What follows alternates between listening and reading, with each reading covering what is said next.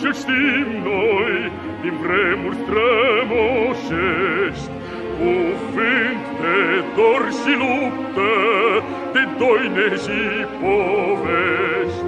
Dar dacă astăzi pacea e lege și scut, e pentru că pe lume partidul s-a născut.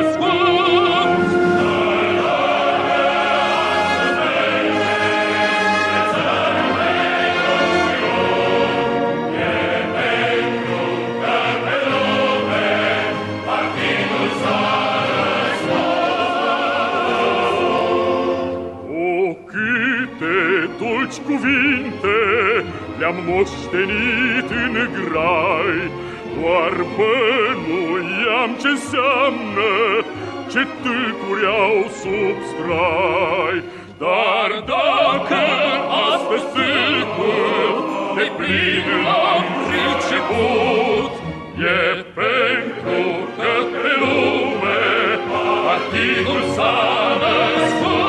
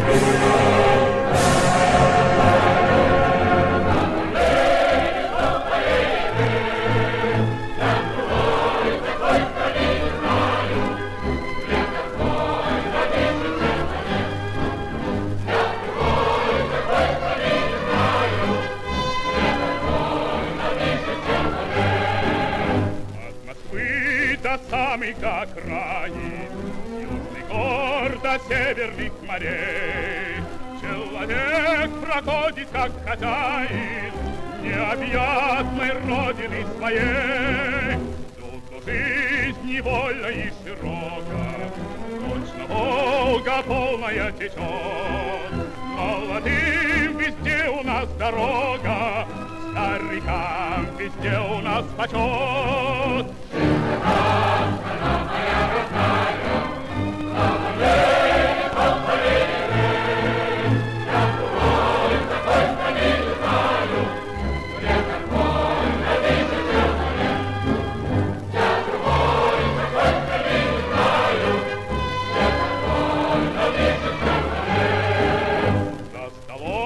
никто у нас не лишний, по заслугам каждый награжден. Золотыми буквами мы пишем всенародный сталинский закон. Этих слов величие и славу никакие годы не сотрут. Человек всегда имеет право на учение, подвиг и на труд. Страна моя родная, поколение, поколение, я другой такой страны не знаю, я такой на весь человек, я другой такой страны не знаю, я такой на весь человек. Над страной весенний ветер веет, каждым днем все радостнее жить.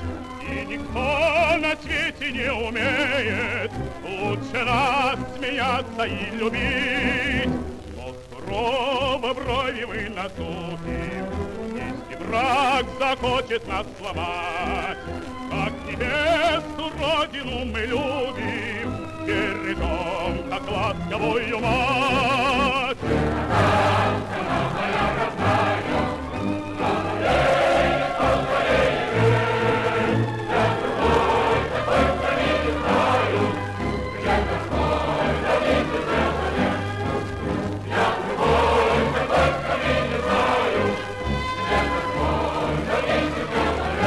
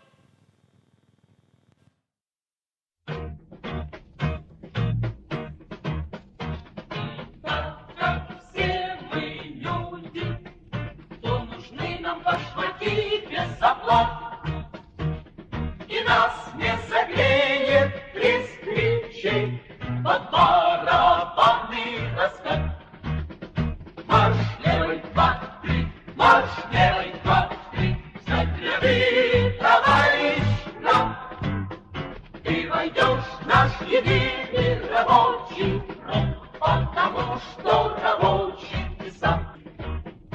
И так как все мы люди, то должны мы извинить, и что-то есть.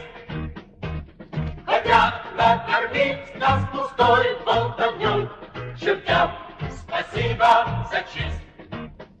Марш левый, два, три, марш левый, два, три, встать ряды, товарищ, нам.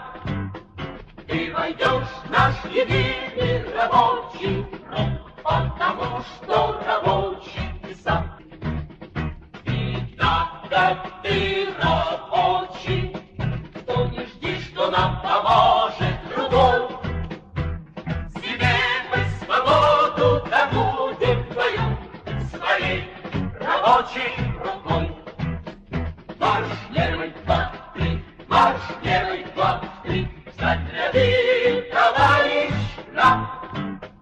Ты войдешь в наш единый рабочий фронт, потому что рабочий ты сам.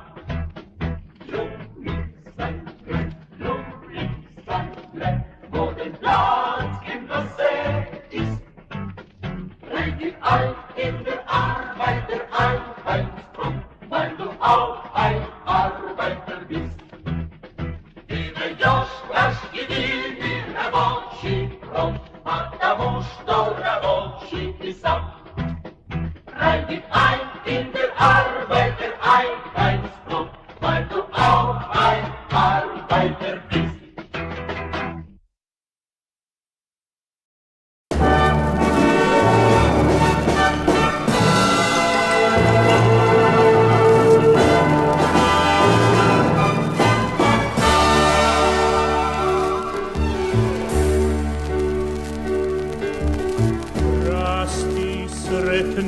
Pod słońcem rasti jasna dzieci, rasti i cvietaj zemljo radnih ljudi i neka mir nad tvojim ljudima vlada, mir tvojim lađama napuči i tvome danu što se vedar budi. Rasti sretna da svi narodi vide, sa strana svih, sa juga i sjevera, kako se rađa i kako se voli, kako se brani zemlja proletera.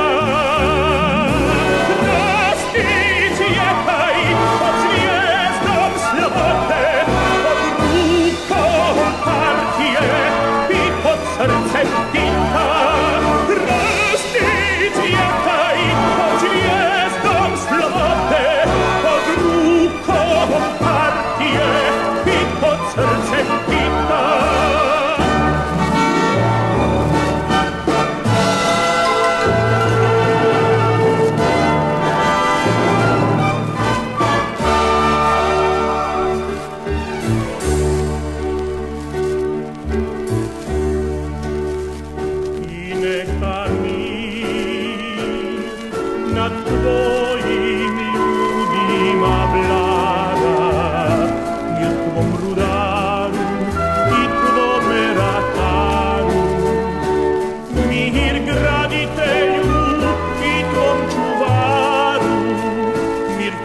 Sreći u vodi i u zraku, u pjesmi strojeva i u sjaju žita. Rasti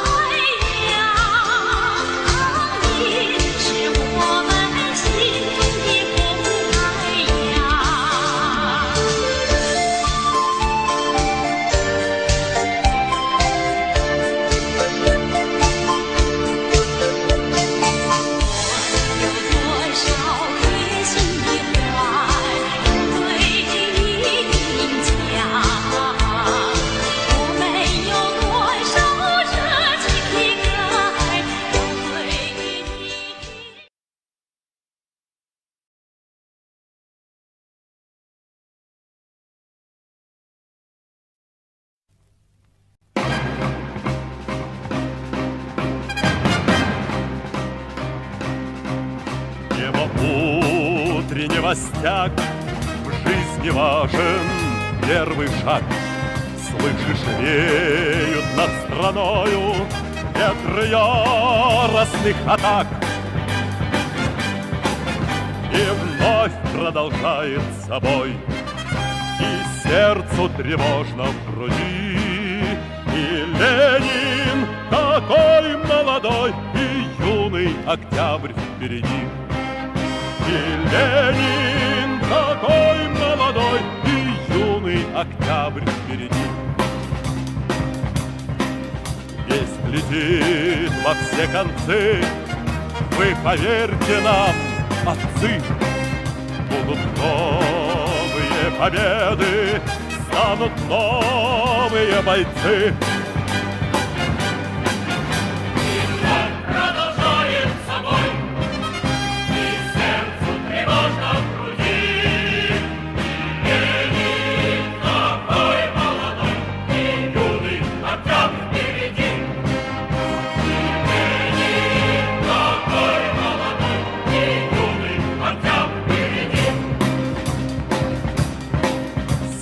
Милости не жди, жизнь для правды не щади. Нам, ребята, в этой жизни только с правдой по пути. И он продолжает собой, и сердце тревожно в груди. И Ленин такой молодой, и юный октябрь впереди.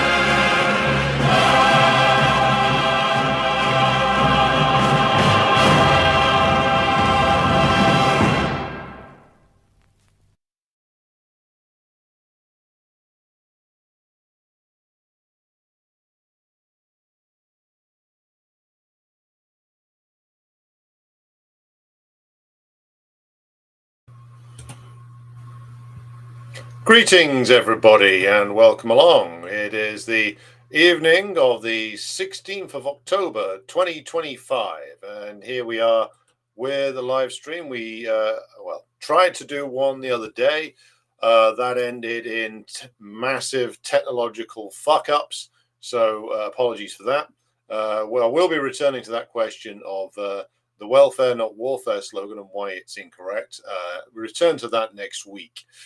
For tonight, though, we'll be discussing the legacy of Thomas Sankara, the late, great Thomas Sankara, and the current struggle for liberation from French, and American neocolonial stranglehold waged by the alliance of Sahel states, Burkina Faso, Mali, and, of course, Niger. And before we go any further, some housekeeping. Let's make sure that you've all liked the stream and shared it in all possible locations if you haven't done so already. So tonight we will discuss the need to support in whatever way we can the ongoing process for national liberation in the Sahel, and why this is a tremendously important struggle that is being waged there. So, to start off with, then, let's just set the scene by looking at the history here. In Mali, Burkina Faso, Niger, and more widely, of course, if we look at places like Chad, if we look at places like the Ivory Coast or Cote d'Ivoire, if we look at places like Senegal, these were all French colonial possessions until the later 1950s and early 1960s. And it was in following the impact of the French loss of the war in Algeria, as of course the French did lose the war in Algeria. I'm sure that there's some lunatic supporters of maybe Eric Zemmour or the Rassemblement National who would claim that we lost because the left undermined us or we didn't take the gloves off. No, the French lost that struggle in Algeria. Militarily, they lost. Politically, they also lost. But of course, there's no such thing ever as a purely military defeat. Every military defeat is also a political defeat.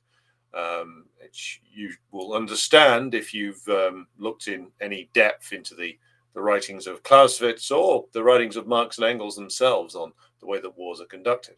But the impact of that, combined with the post-colonial revolution, the decolonizing revolution, I should say, that swept Africa and Asia in the light of the weakening of the colonial empires of Europe in World War II, and then the inspiration given, well, first by the October Revolution and then by the 1949 taking of power by the Communist Party of China, and the effect of this was to see the British and French and ultimately Portuguese empires crumble in North, Central, and Southern Africa inside 20 years, largely anyway. Some elements of them held on until the early 1990s. So, for instance, the Rhodesians, white Rhodesians, seized power or proclaimed their independence under Ian Smith, precisely to avoid the decolonization process. Didn't work for them in the end. Also, of course, the notorious apartheid South African regime tried to retain white minority rule there and managed to do so until the early 1990s, 1994 being the official end of the apartheid regime and the first truly free elections there, or free bourgeois elections, I should say. So what we're talking about tonight, though, is the neocolonial system that was built by the French following their withdrawal, their formal withdrawal from direct colonial control in places like Mali, Burkina Faso, and Niger. Now, of course, it must be said that one of the legacies of Sankara is his changing of the name of that country that's now called Burkina Faso. It was once known as Upper Volta. In fact, on the first globe I ever had as a kid, that was the name that was on there, Upper Volta. He changed it, of course, to Burkina Faso, meaning in the local language, the land of the upright men, which, again, it's more than just a snappy title. Sankara's legacy in particular, and we'll come to this in just a moment, was all about the African nations, the African peoples walking upright, whereas the neocolonial system that the French had implemented in West Africa was meant to keep those nations that were nominally independent completely under the control economically and thus politically of Paris.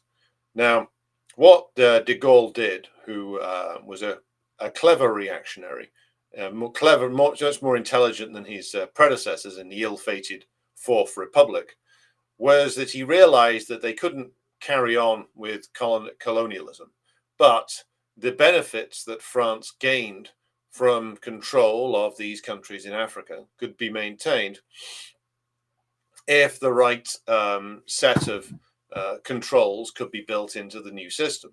So when it came to withdrawing from the Sahel nations and the other African nations, the French instituted a system of control with what's come to be known as the CFA franc as the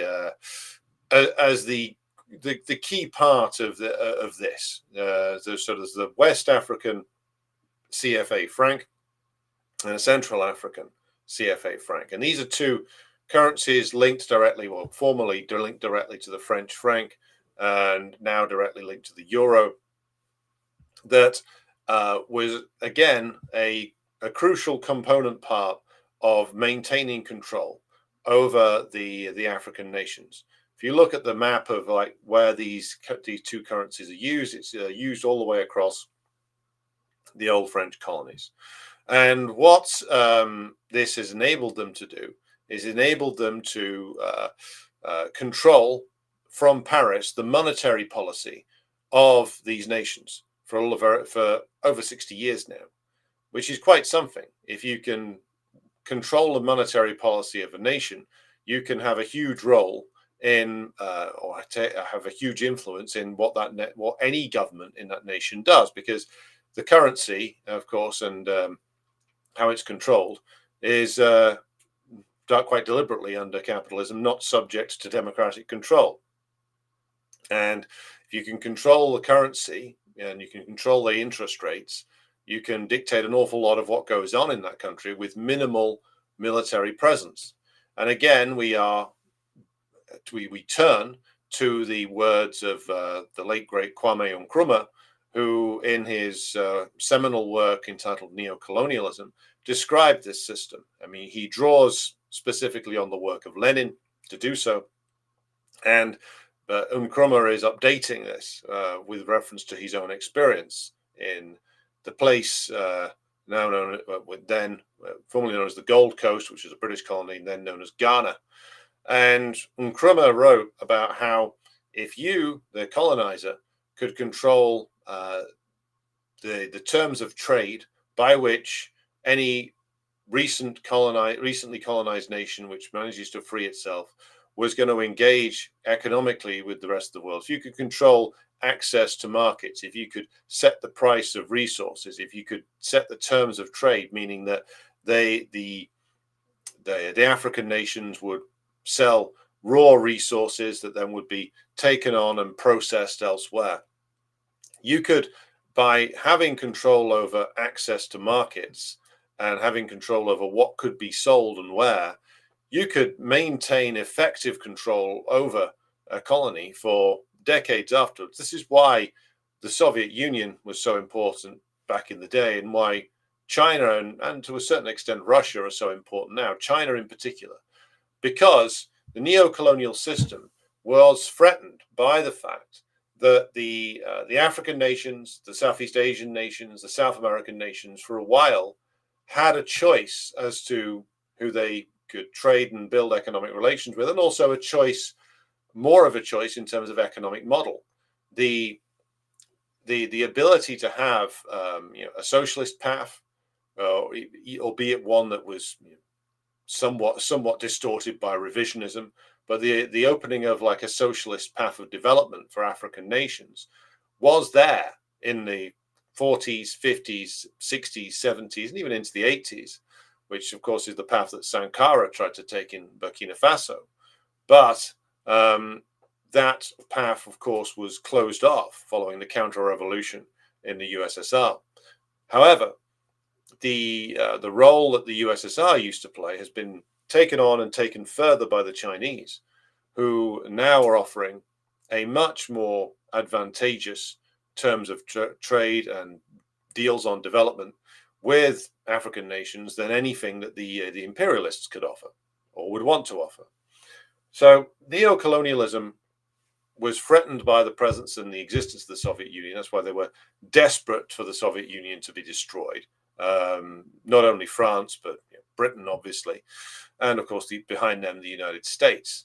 By the way, the foul, disgusting rodent Gorbachev effectively followed up on something that Khrushchev first tried to offer, which is that the Soviet Union would no longer engage with or back anti-colonial liberation movements in Africa, because these were seen as Britain's sphere of influence. That's a deal that Khrushchev first offered to the imperialists, a deal that the imperialists turned down, and later Gorbachev came back with it, because why accept compromise from a man who's willing to surrender everything? However, this is why, as I've said before, the modern era Russia is in some ways turning back the clock to, at the very least, the more radical periods of the Brezhnev era, because they are at least prepared to militarily assist nations like Burkina Faso, Mali, and Niger in their bid to free themselves of neocolonial control by the French. To go back to the system of neocolonial control, this could only be properly completed in certain ways with the disappearance of the Soviet Union. When the Soviet Union was destroyed via counter-revolution, it enabled the Western powers to complete their system of neocolonial control. Because what you could do then is, with the disappearance of the capital of the socialist world and the triumph, apparently, of capitalism, all opportunities for differing paths of development were apparently destroyed. Now the system of neocolonial control could be fully and properly implemented in a way that even in Nkrumah's time, it was partially restricted from doing so. And so the African nations were subject to control in a variety of different ways. They were subject to control via, of course, debt, which is something that Sankara rightly talked about an awful lot. And not just debt in terms of loans from private banks, loans from international financial institutions like the International Monetary Fund and the World Bank that are, of course, controlled by Washington and London, but also via that most horrendous of deceptions, aid. That's why Sankara said to the West, we don't want your aid. We don't want to be dependent upon you. We want to be self-reliant. And just to go on a brief digression into the subject of aid. Aid is something which is talked about a lot. I mean, if you go to university, if you study politics or international relations, the politics of aid is always a module in this, and it's talked about as if this is a great and munificent act by the colonial or neocolonial powers. We're giving money to the poverty-stricken Africans so we can sort out the terrible mess that they've made. That's a common way that people talk in imperialist countries. Of course, though, not only is whatever aid that goes to an African nation or any nation that's been colonized a fraction of what has been stolen from it. If you go and read Walter Rodney's book, How Europe Underdeveloped Africa, you'll see what I mean. But also the aid is, as Sankara correctly identified, one of the means by which African nations are kept underdeveloped. Why? Because aid is never, channeled to projects that actually benefit the people. What it's usually what it's usually used for, is to build a local client base, a base of local clients for the usage of, who will be in service of the colonial powers. And that's how aid is used. It's used to pave the way, quite literally, for the penetration into a country by British, French, German, Italian, American capital, by essentially buying their way in. That's what aid is designed to do. It's there to purchase influence within the political systems of any particular nation, to build networks that will act in the service of imperialism. That's what a lot of aid is about. That's also what the great bulk of NGOs are about. We should all know this by now. They're about doing, as again, using the old quote from those who founded the NED, doing openly what the CIA used to do covertly, but calling it something else, calling it a project to enhance democratic values, or a project to develop a thorough understanding of modern constitutional and legal practices, etc., etc.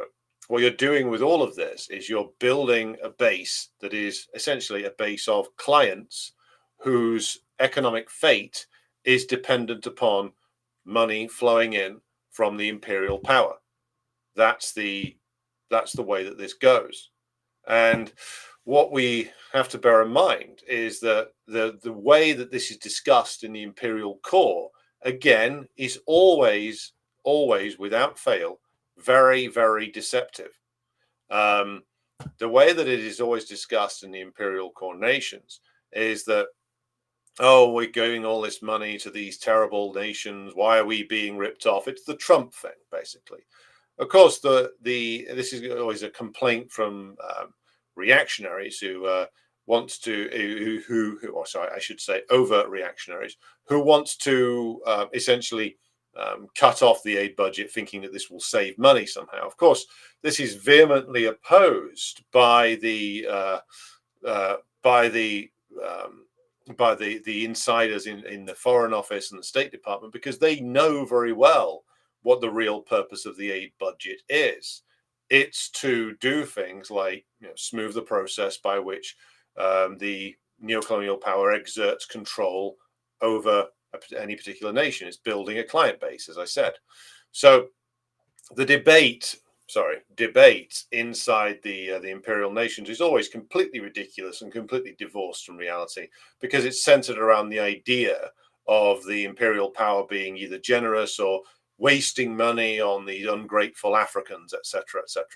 All nonsense, all garbage, all completely at odds with the reality. And if you study the life and the speeches of Thomas Sankara, you can see that the greatest of African leaders, of course, have not wanted this aid. It's something which is a curse. It's something which is designed to build a base of deeply corrupt individuals who will serve imperialism.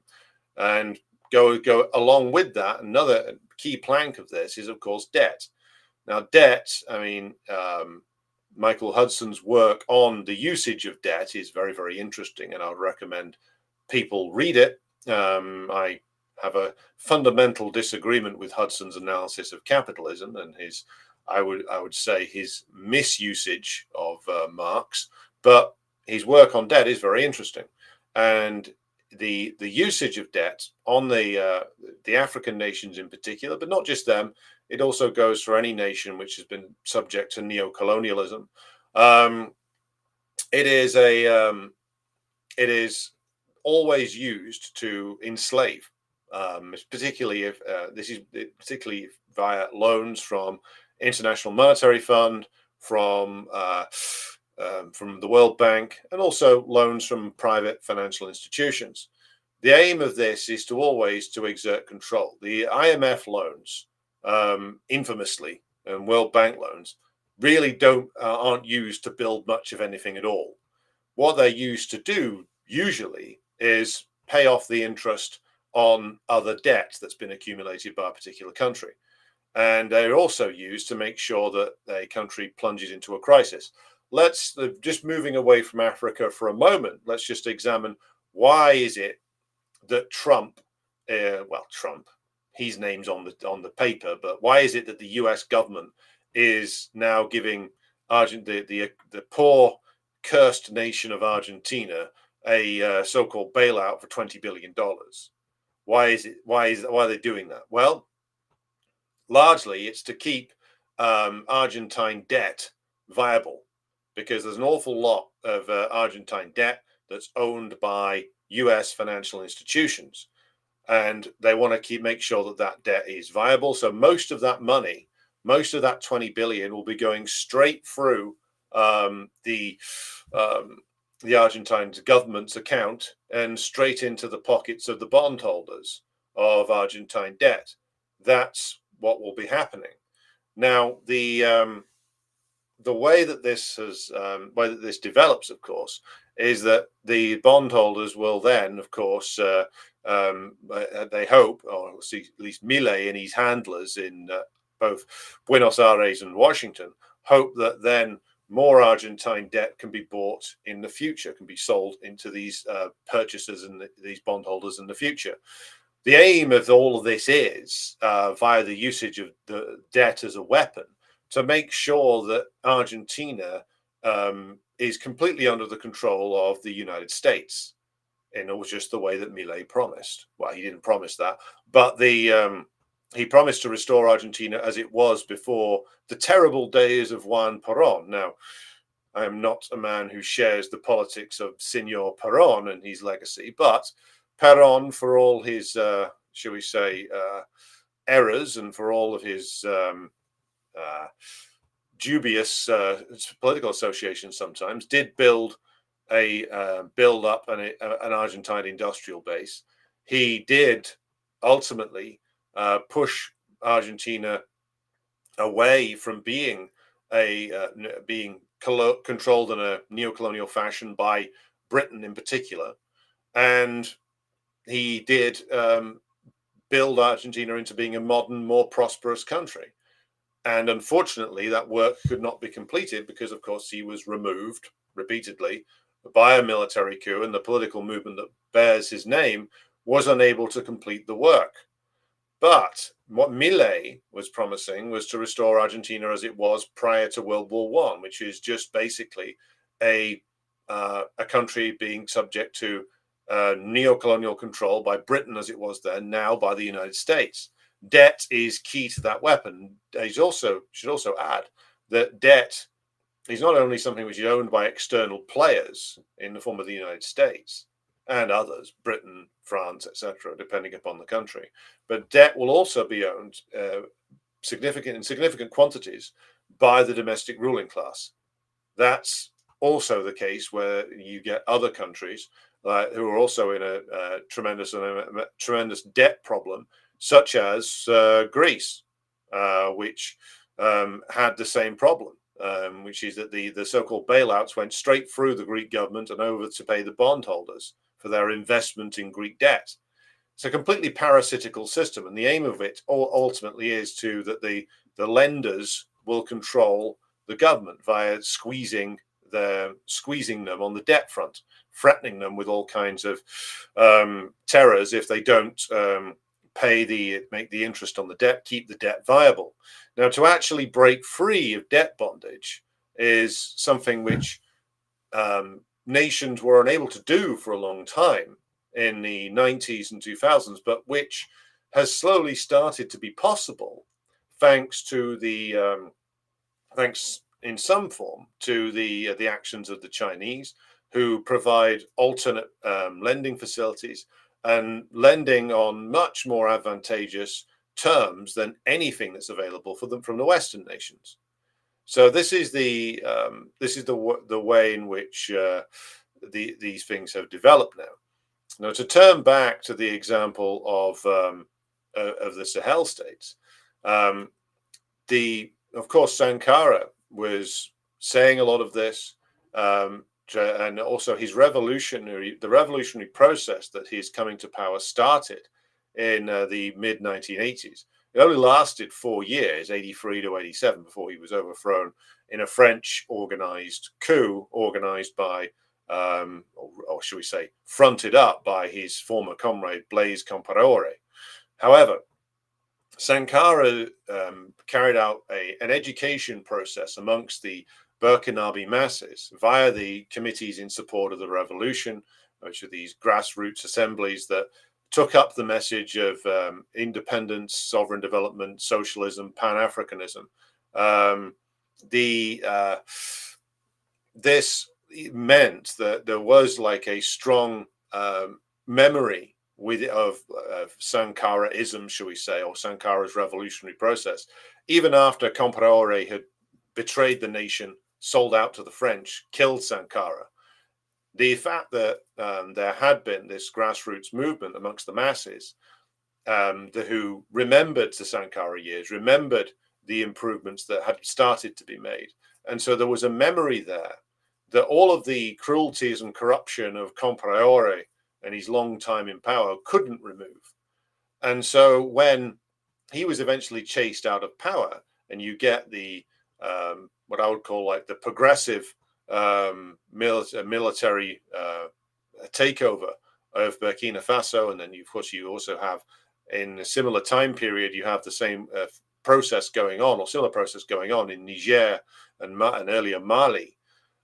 You have this return of what you would once be called the free officers movement, which is that you have a movement led by army officers, Sankara was, who in many respects, like Sankara, like earlier people like Nasser in Egypt, who had been trained and educated to a large extent by the colonial powers, but who had been radicalized in an anti-colonial direction, such as, of course, Ibrahim Traore in Burkina Faso, who was aware of the legacies of Sankara, and he's aware of the betrayal of the nation by Compaoré. And so the attempt by the reactionaries in Burkina Faso to stamp out the Sankara legacy did fail, because Sankara had left this powerful legacy of political education and mass mobilization, which had not been erased. And so when the crisis started to bite in terms of the crisis facing French imperialism, the re-emergence of anti-colonial progressive military officers movements was something which, whilst it is denounced by various Western leftists, is a genuinely progressive move. So let's start talking about, can there be such a thing as a progressive military coup? The answer is yes, because one of the things that marks out Western leftism and why it's such a completely zombified entity is that they'll see things like, oh, military coup, bad. Well, that's a very shallow and pathetic analysis. Like, if a military group of officers has come to power, well, the question that should be asked is, well, how did they come to power, and using what means, and what program do they have? Do they represent the sort of something of a leadership of the movement of the masses? Are they pushing for the sovereignty and independence of the country? Are they prepared to act against the interests of the imperialists? All of these things have to be asked in countries like Burkina Faso, Mali, Niger, Chad, other oppressed nations. So you can't just say, as some leftists do, oh my God, it's a coup, it's bad. That's a ridiculous and shallow analysis. You need to look much deeper. And if you look into what has happened let's use Burkina Faso as the example, because Traore is in many respects the most famous of the three men who have formed the alliance of Sahel states. This is what's been going on in Burkina Faso is genuinely revolutionary, not just because Traore has revived the involvement of the masses in the development of the nation, even though that's been a very important development, but also that he's centered the idea of the development of the country as a vital process in the economic and infrastructural development of the country, as part of the process of national liberation, that the country needs to be sovereign in all respects. You can achieve flag independence, but as people like Nkrumah correctly analyzed, you can't have a real independence if you don't economically control things in the country. And so one of the things that they've been doing in all of the free Sahel states is chasing out the foreign owners of the main natural resource extraction plants, such as, for instance, gold mines or uranium mines, particularly in Mali and Niger. The move to sovereign development of as many resources that are used inside the country as possible. The development of modern road systems. You can see multiple clips that come out from Burkina Faso of huge work gangs of Burkinabes building modern roads in the country. That's something that wasn't done in the various different governments that were in place that were controlled ultimately by the French. The modernization of the road system wasn't done. It's being done now because imperialism has no motivation to actually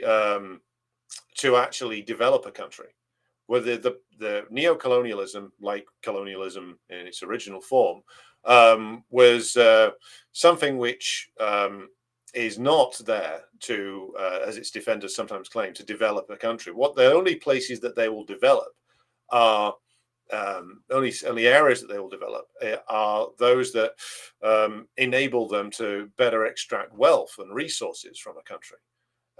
Whereas, of course, people like Traore and co. Want to have like comprehensive all-around economic development, which is finally starting to happen now. So all the denunciations of Traore by the French, the Americans, etc., the allegations of human rights abuses, all should be seen in this context. It is all a shallow and hypocritical display by the French, by the Americans, etc., in order to return Burkina Faso to its neocolonial status. That is the reason why you see all the propaganda against Traore. That's why they keep banging on about, oh my God, he doesn't respect LGBTQ plus rights. That's why you see Trotskyites being deployed to confuse and lie to people about what is going on in Burkina Faso, because what is going on there is the continuation of the process started by Thomas Sankara. And if you recall, when it was the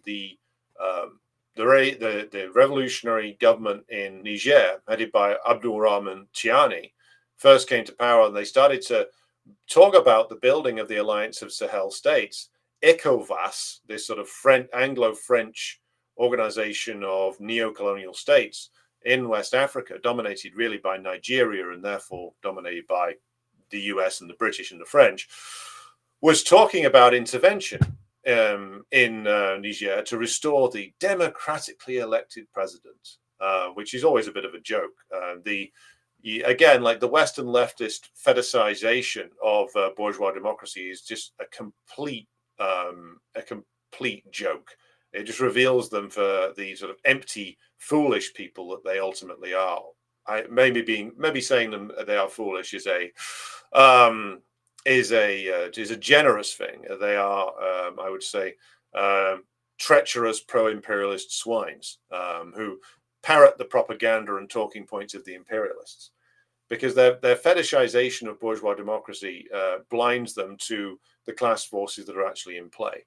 The former disgraced president of Niger, just as along with his fellows who used to nominally run Mali and Burkina Faso, might have been democratically elected, i.e. there was a ballot box process involved, but in reality everybody knew that he answered to the French because that's who controlled the economy. I mean, but the point is, when the pro-French president was deposed in Niger, the ECOWAS threatened military intervention, and all of the Sahel states stood strong and basically said, well, try it then. And then the Nigerians got cold feet because there was rumors that if they did try and go ahead with it, there might be some kind of domestic revolt. So the Nigerians and ECOWAS had to back away, because certainly the French and the British and the Americans weren't going to risk their own forces. They would want the Nigerians to do it for them. And the ridiculously corrupt Nigerian president, Bola Tinubu, he realized that perhaps in this case, discretion was the better part of valor, and decided that not go ahead with military intervention. And that was purely because of two things. It was because the free countries stood strong and vowed to resist any military intervention. The imperialists were too stretched and bogged down with their various wars in, Russia and Ukraine in particular, but also the situation in West Asia to take any coherent action. And the whole thing was called off.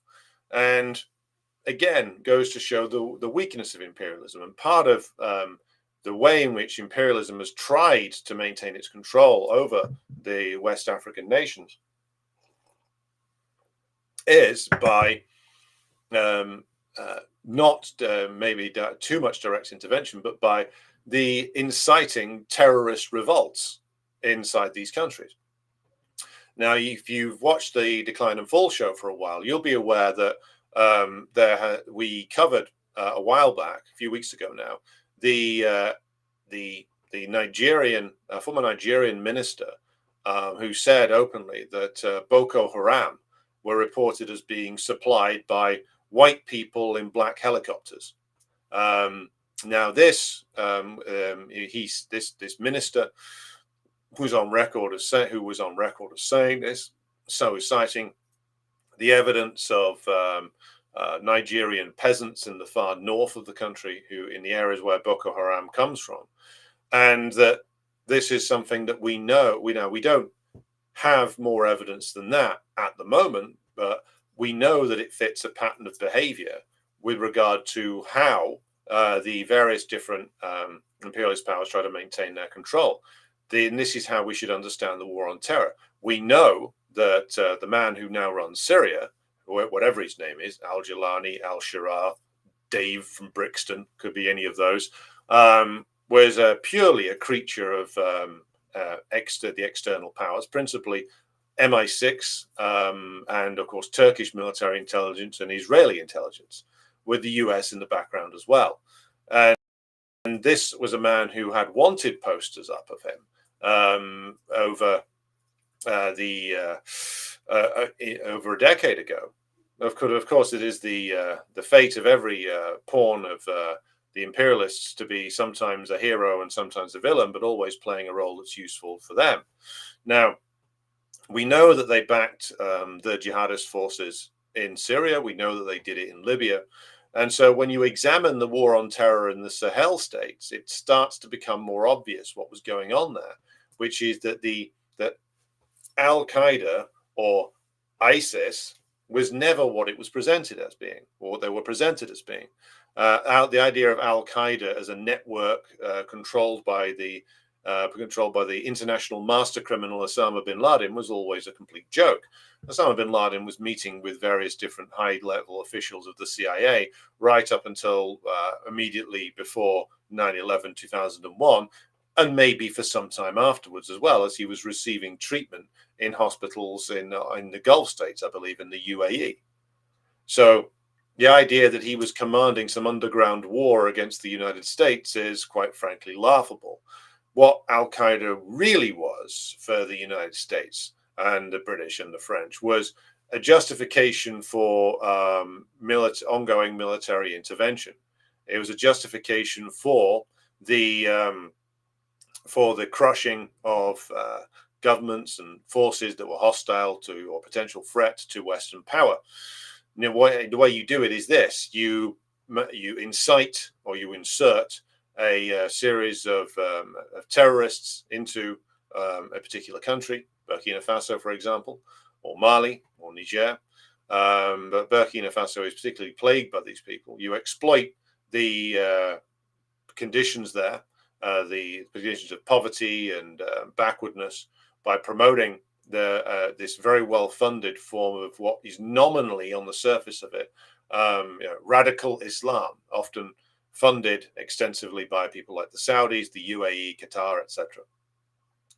And then you say, well, you know, you've got this terrorist problem and we need to deal with it. So we need to have our forces there to battle these terrorists.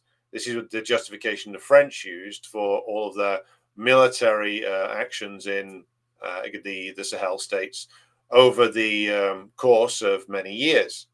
And what you've noticed since the coming to power of the radical revolutionary nationalists in the Sahel states is that what's gone on is that they have not only removed the French military presence there, but have all said, I mean, Assimi Goïta has said this in Mali, that essentially the French were there helping Al-Qaeda, or Al-Qaeda, that they were there, that they weren't there to fight them. That's what they said they were doing. But in reality, they were there assisting them whilst pretending to fight them. Now, that involved killing some of them. But what the overall aim was to just justify the French military presence and to keep the country backward and unstable. That's what the purpose of these groups is to this day. If you can't control a country, then you can certainly make sure that it remains chaotic and unstable.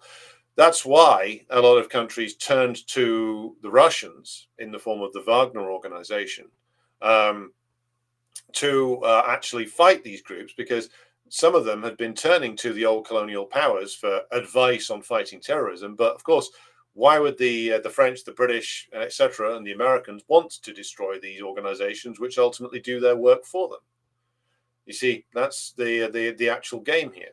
And since they got rid of the French from the Sahel states, they've actually been moving ahead with slowly pushing these Al-Qaeda groups back. And they actually caught French military intelligence officers, I believe, in Mali, aiding or trying to aid these groups.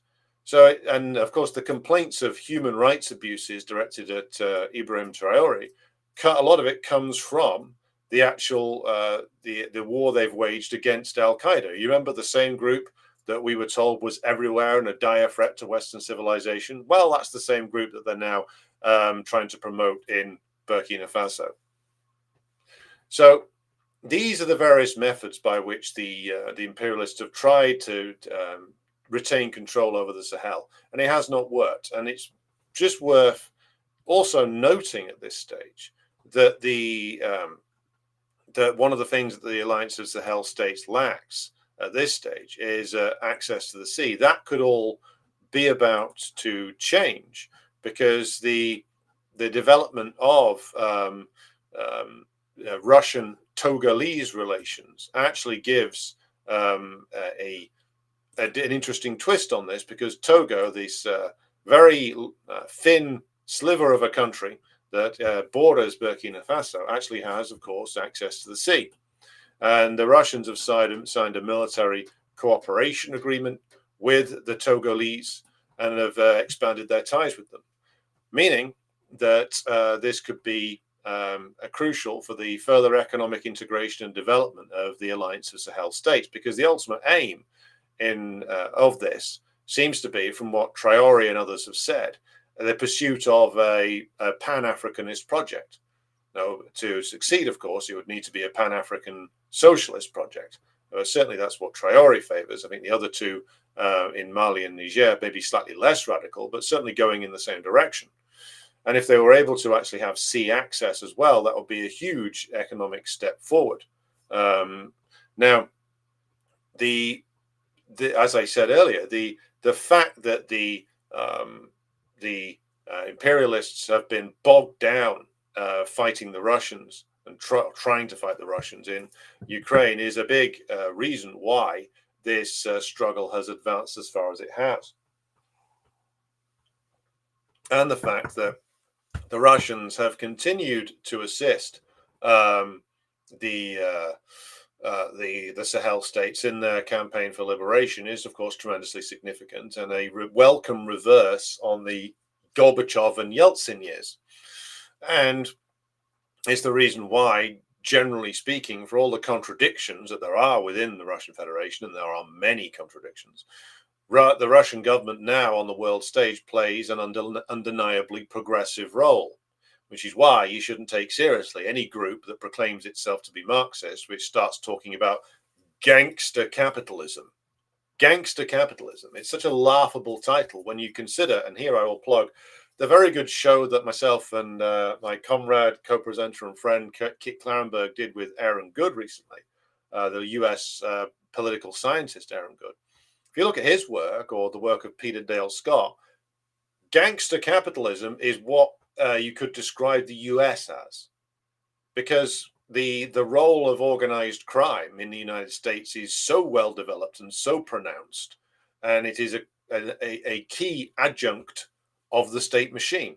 So you can tell a leftist is dumb as a post or a liar when they start babbling on about Russia is gangster capitalism or something like that, or Hamas is gangster capitalism, or Hezbollah is gangster capitalism. It's all nonsense. The gangster capitalism, if it indeed exists, and I reject stupid terms like that anyway, but if you want to apply that term, you should apply it to the United States, because the gangsters have been crucial for the development of US capitalism for a very, very long time. So, moving this forward then, and to draw our presentation for tonight to a close, we as communists in the imperial core countries should, boldly and loudly support the revolutionary processes that are going on inside the Sahel states. We should point out that revolutionary Pan-African socialism is not only a very positive thing, but something that, if it succeeds, will transform Africa from a nation with huge potential in terms of resources and people into maybe one of the most powerful block of nations in the world. Pan-Africanism, were it to succeed, Pan-African socialism, were it to succeed, would create an alliance of states which would be more powerful than any country in the world, were it to be fully develop all of the resources of Africa. And you could only do that via the socialist system. This would be something which would end colonial domination. It would end the reign of the West once and for all. If the West cannot despoil and loot Africa, the West has no future. And again, that's part of the reason why the attacks on the Russians will continue, because that's why the French, the Germans, etc., are becoming so frenzied. It's because what has happened in the development of the struggles in Africa is that not only are the Russians playing a progressive role there, but they are opening up space for the further freeing of many nations from neocolonial dependency. Now, there's others here asking in the chat, asking about Madagascar. I'm going to be covering Madagascar in a show on its own tomorrow, because I haven't completed the necessary reading on it yet, and I don't want to give you half the story. I mean, there might be some significance in the fact that the former president fled to France. I don't know. I need to complete my research onto it. But we must, to go reiterate a point, we must defend the Sahel states against any attempt at intervention by the imperialists. We must expose the lies told about these states, about their leadership. We must expose the lie of the so-called war on terror.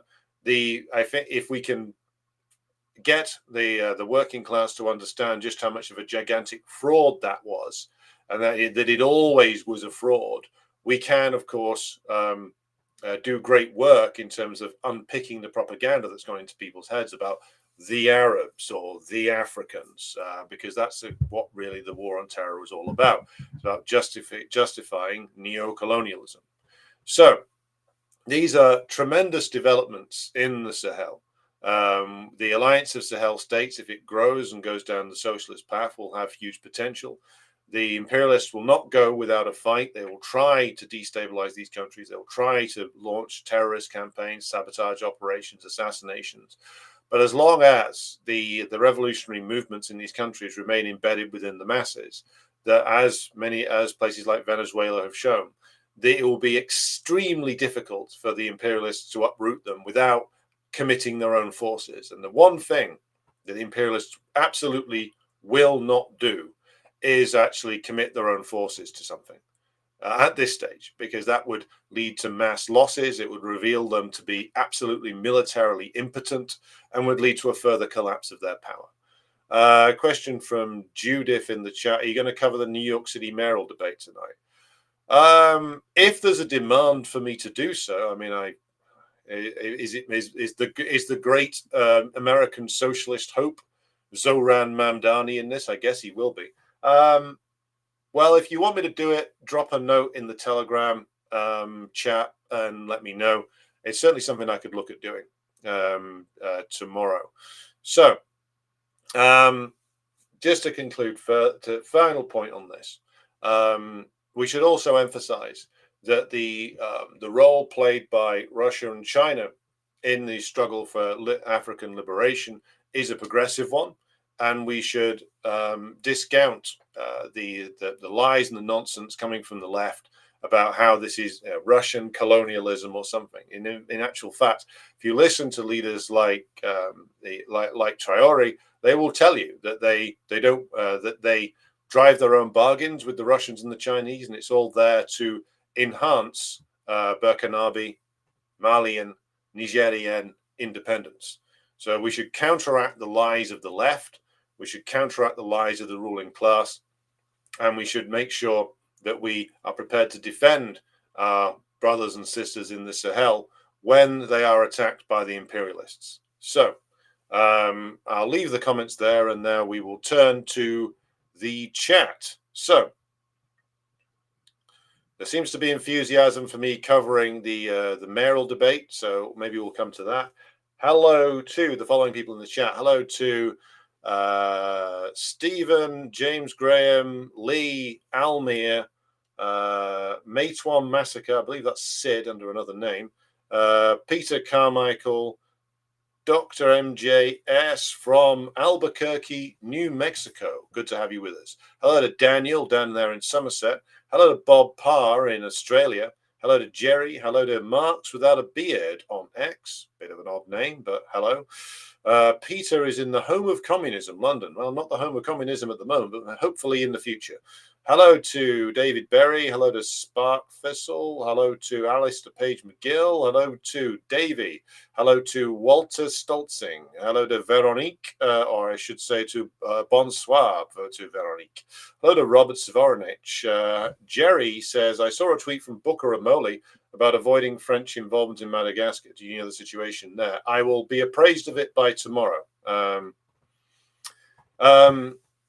I'm not going to guess as to like what this might be. I'm not going to jump the gun on it, so I will look at that tomorrow and present on it tomorrow. Good evening to Comrade Jawad and Daniel, who says, whenever I see state media footage of protests of foreign nations, red flags instantly appear. Yeah, if it's favorable coverage, you can bet that the Brits or the Americans have a hook into it somehow. Hello to Seamus. Hello to Michael Hudson. Also explains how aid functions as a kind of covert debt bondage, says Walter. That's correct. Sid says another Western myth is one that tells us Africa wasn't developing, but Rodney shows us how nations like Ethiopia were essentially at a stage of feudal relations by the time of first contact with the Europeans. Yeah, they were not as technologically developed as the Western Europeans, but the idea that they were like cavemen or something is ridiculous, you know. Yeah, let's have a look.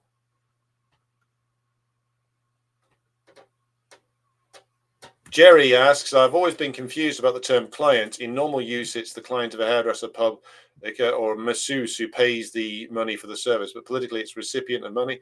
Yeah, clientelism refers to a system whereby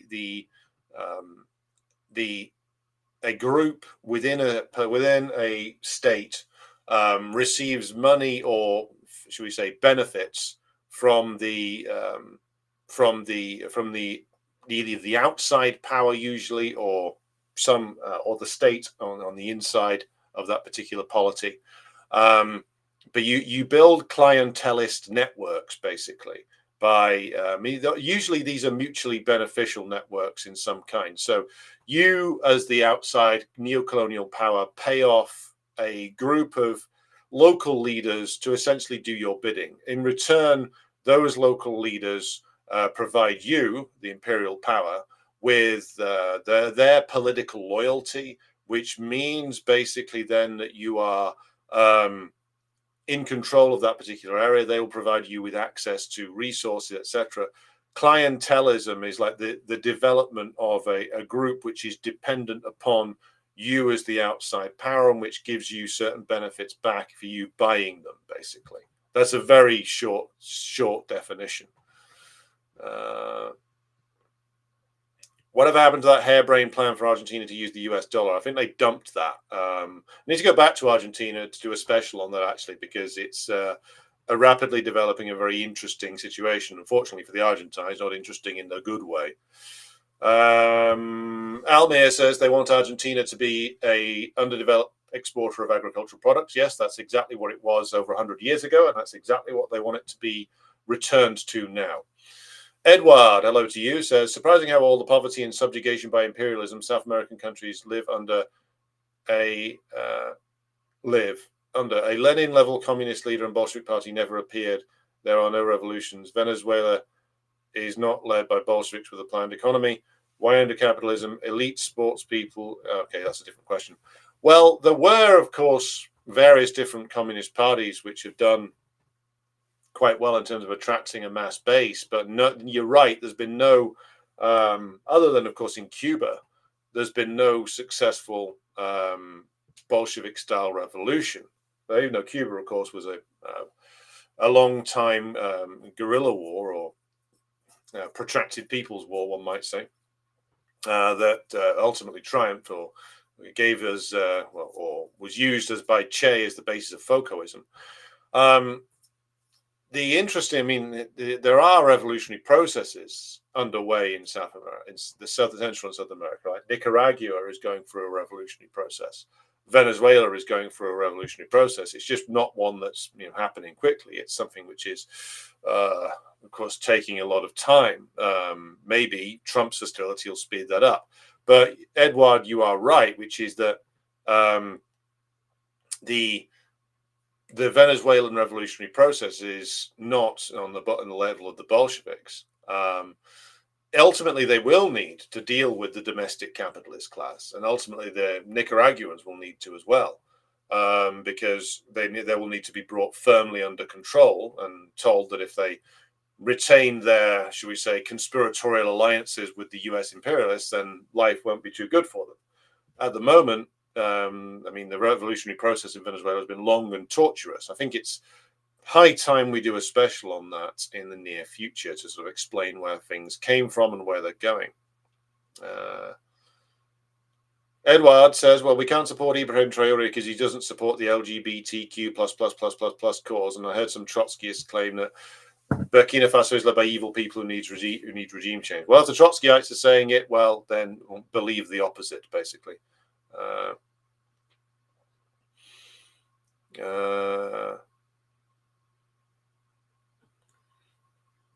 I mean, given that the West and the left is largely the creation of the imperialists themselves, I mean, it's not a surprise that they would take those attitudes. Sid says, if we're honest, most Trotskyists and West and leftists are craven and weak people, and we're wholly better not being allied or even associated with them. That is, of course, entirely correct. Hello to Jenny and Judith Osterman. Bruce Albert, who says, in late 2016, Ukraine starts to cancel on grain exports to Mali arbitrarily, according to Azarov, at behest of the US. Starvation strategy once Sahel starts to reject NATO. Yeah, that is entirely unsurprising, given that every single accusation they make at the Russians is a confession. Remember when there was all that haggling over the Ukrainian grain deal? And the US was saying, if the Russians don't let Ukrainian grain through, the world will starve. Well, the US was trying to starve Mali into submission, as it turns out. So again, every accusation is a confession. Yes, okay. So there is enthusiasm for me covering the New York mayoral debate. In deference to the requests of the audience, then we will look at this horror show tomorrow. So keep tuned in for that one. And Mamdani, I have absolutely no time for. Guy's a fucking clown, basically, of epic proportions. Edward says, South Africa is riddled with compradors and the liberation there is not even close to finished. British dominate banking system, extraction of chrome, steel, diamonds, and tungsten. And Edward is correct. A while back, we did a special on South Africa because it is, as Edward's comment there implies, like the deal that the ANC made with the former rulers, still in place rulers, was basically that the black working class would get the vote and get to vote in a sort of a bourgeois democratic manner, which of course is a step forward, but the ownership of the country would not be contested. That basically the owners of the big mining corporations, the big landowners, the people who controlled the South African economy, mainly mining interests, banking interests, and landowning interests, that would not be touched. the Freedom Charter would not be implemented. Now, given the context at the time, you can see why that decision was made, given that essentially, if the ANC had pushed for the full implementation of the Freedom Charter, I have no doubt that the white capitalists in South Africa would have backed like full-blown fascistic takeover with the full backing, maybe not openly, but certainly with the backing of the imperialists. The deal that the ANC took, which has led to the ANC becoming a very corrupt party, basically left the economic structure of apartheid in place whilst dismantling its political structure. With only now that the economic rights of the capitalist class will be enforced by the ANC. In return, people like, of course, Cyril Ramaphosa would get to join the capitalist class. And that was the deal, which is why the former National Party, now called the Democratic Alliance, I think, where they are the regional government in the Western Cape, they perpetually threaten a Rhodesia-style unilateral declaration of independence if there are too many radical moves made by the central government. That's the nature of things in South Africa today. And again, an uncompleted revolution, which will need to be, the contradictions there will need to be confronted in the end. Though quite which force is going to do it is up in the air at the moment. Hello to Svetlana in Prague. Hello to Aziz.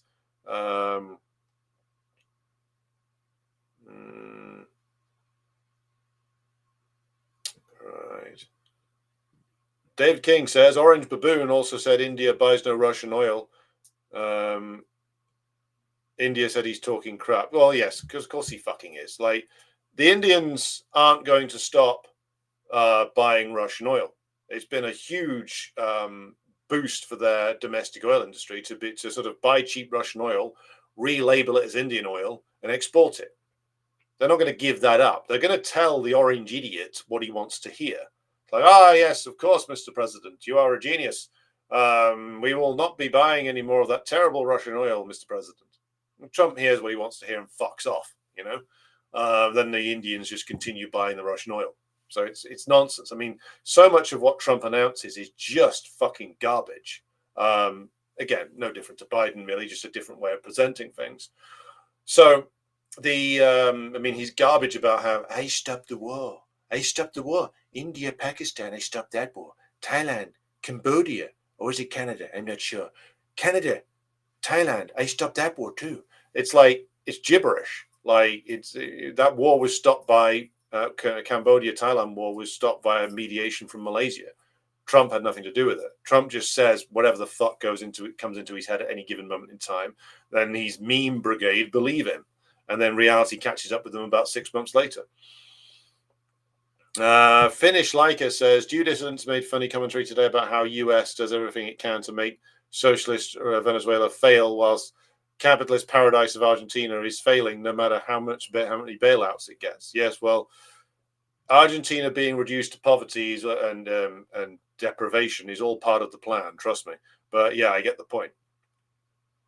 Then Alistair Page McGill says, then the Russians gave Africa a huge amount of grain for free. That's true.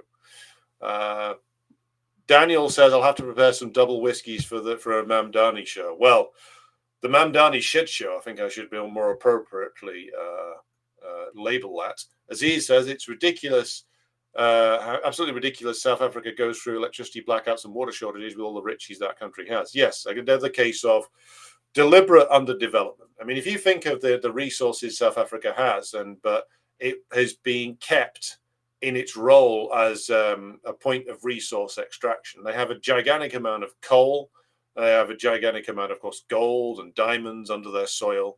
They have very potentially productive agricultural land. South Africa could be brilliantly productive under a socialist system, but it's got this useless, backward, parasitic capitalist class still in charge, and a completely corrupt government in the form of the ANC running things. There will be a reckoning there one day. There will have to be. Edward says, I could have been a Soviet citizen in one of the most developed parts of the old USSR, Latvia. I could have lived in the most developed corner of the world, center of revolution. Instead, I live in a colony that is ruled by pro-fascist types and has reduced everything to degeneracy. I will never forgive the bourgeoisie that. And no, the bourgeoisie should never be forgiven for the counter-revolution, and the revisionists should never be forgiven either. Saw a comment earlier on, I think I missed it, about, I think it was from Edward, about Andropov. Yeah, recently started reading about Andropov. I wanted to cry because he really did want to try and move in a Marxist-Leninist direction, but he was too isolated to move rapidly and too weak in the end physically. Yes, I mean, the Andropov debate is an interesting one. I know that the KPRF maintains that he is that things could have gone in a different direction had he lived another 5 or 6 years, had he been able to do a decade as general secretary. Certainly what he seemed to favor was a clampdown on corruption and a reinvigoration of the party. I think Andropov was probably the last man who could have pulled it off. I mean, had he come to power a decade earlier, maybe things would have been different. Certainly he was very much in favor of reviving the party. And I mean, again, opinions on him vary in Russia, but I take the point of view of the KPRF seriously, which is that he was somebody who was actually a Marxist-Leninist. He was a very well-read, very well-developed communist who had a very solid theoretical understanding of the situation and understood the problems facing the country clearly. So had he not died, I mean, we get into historical speculation here, which is maybe fun for fiction.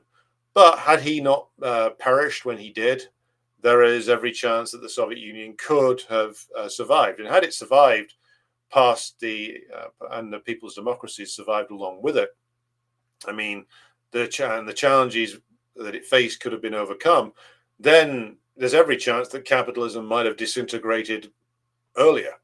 I mean, bear in mind that the crisis of 2008 was only was more of a crisis that had been building for at least a decade, and there had been signs of chronic instability inside the imperialist system going back to, of course, the crisis of the 1970s. They only got out of it for a little while because of the counter-revolution and the opportunities for wholesale looting of various countries, including the former USSR, that presented. But within 16 years, 17 years of the collapse of the USSR, the imperialist bloc arrived at a point where it was starting to disintegrate again. So think of this: if Andropov had survived and managed to keep the Soviet Union on track, and revive the party life in a way that it needed to be done, at least do that, then we could have been looking at a situation where a full-blown crisis would have emerged much earlier. The revisionists did so much damage to our cause, it is hard to overstate it. Right. Okay. So thanks to everybody who's been watching. I'm going to be drawing this one to a close for tonight. Thankfully, we weren't interrupted by internet-based gremlins this time. I'll be back online tomorrow doing something in the morning with Tara from Morbid Simpsons Media on the utterances of a certain Mr. Chris Coutrone, so be sure to join me for that one.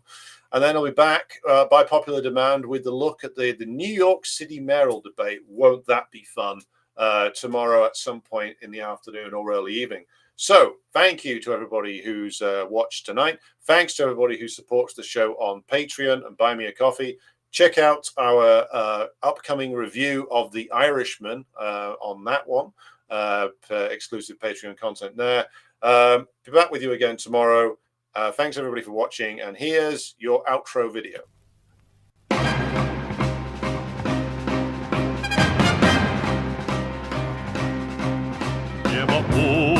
Утреннего в жизни важен первый шаг.